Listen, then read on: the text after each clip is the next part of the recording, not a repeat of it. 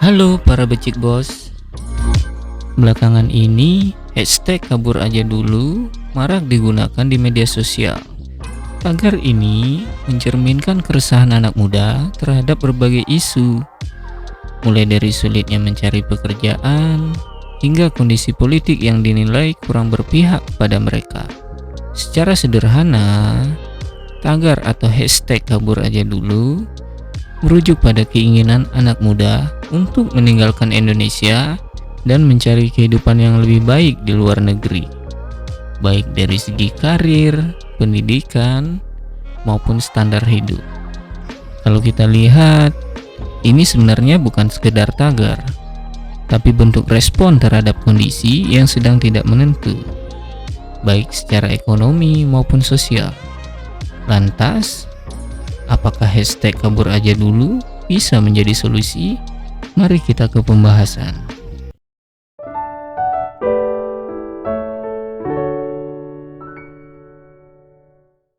Fight or flight.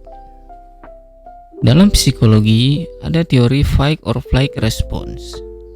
Fight or flight response ini adalah mekanisme alami manusia dalam menghadapi situasi penuh tekanan, memilih untuk melawan fight atau menghindar flight. Fenomena hashtag kabur aja dulu bisa dipahami sebagai bentuk flight response. Flight response ini yaitu ketika seseorang merasa kondisi dalam negeri sudah terlalu sulit untuk diperbaiki, maka pilihan terbaik yang mereka lihat adalah untuk pergi.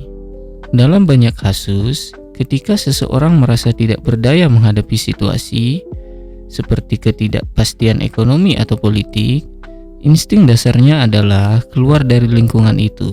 Ini adalah bentuk coping yang umum, tapi bukan berarti menjadi solusi yang terbaik. Namun, flight response ini bukan berarti sekedar lari tanpa arah. Dalam beberapa kasus, mencari peluang di luar negeri bisa menjadi strategi adaptasi yang lebih rasional, terutama jika dilakukan dengan perencanaan yang matang. Perlu pertimbangan matang. Dalam beberapa kasus, pindah ke luar negeri memang bisa membuka peluang baru, baik dalam hal pekerjaan, pendidikan, maupun kehidupan yang lebih baik. Tetapi, yang perlu dipahami juga, hidup di luar negeri nggak selalu semudah yang dibayangkan. Banyak negara juga sedang menghadapi gejolak seperti ekonomi, sosial, dan politik. Jadi, kalau mau pindah, harus ada perhitungan yang matang. Tantangan lain yang sering diabaikan adalah faktor budaya dan psikologis. Orang yang pindah ke luar negeri akan menghadapi beberapa perbedaan, seperti bahasa, kebiasaan sosial, hingga jarak yang jauh dari keluarga. Ini bisa menjadi tantangan besar jika tidak dipersiapkan dengan baik. Orang nggak bisa asal kabur tanpa rencana. Jadi, jangan sampai sudah keluar negeri, tapi malah bingung mau ngapain. Kalau begitu, kan nggak lucu. Tantangan terbesar bagi orang yang pindah ke luar negeri justru bukan hanya soal pekerjaan atau keuangan, tetapi soal adaptasi psikologis. Banyak orang berpikir, kalau sudah pindah, hidup pasti lebih baik. Padahal, realitanya bisa jauh berbeda. Bisa ada rasa kesepian, kultur shock, atau bahkan diskriminasi bisa menjadi tantangan besar yang harus dihadapi. Rencanakan secara seksama. Jika seseorang benar-benar ingin pindah ke luar negeri, mereka harus memiliki rencana yang jelas. Orang yang ingin pindah harus tahu dulu alasannya. Mau kerja, mau sekolah, atau apapun itu. Nah, setelah itu baru cari tahu opsi dan peluang yang ada.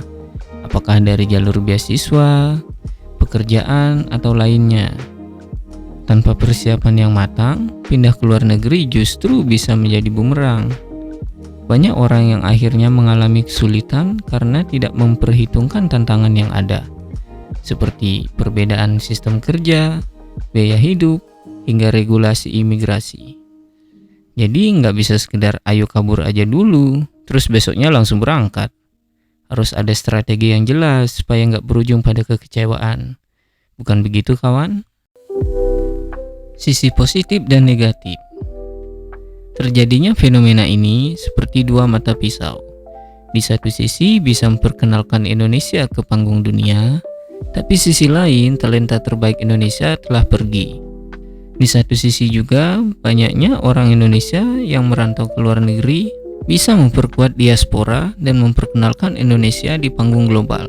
Bahkan secara ekonomi, pekerja imigran bisa berkontribusi dengan mengirimkan remitansi ke dalam negeri. Lalu, kalau semua talenta terbaik memilih pergi, siapa yang akan membangun Indonesia? Ini yang harus kita pikirkan bersama. Kalau fenomena ini terus terjadi tanpa ada perbaikan dalam negeri, bisa-bisa kita mengalami brain drain. Brain drain yaitu di mana orang-orang terbaik kita justru berkontribusi untuk negara lain.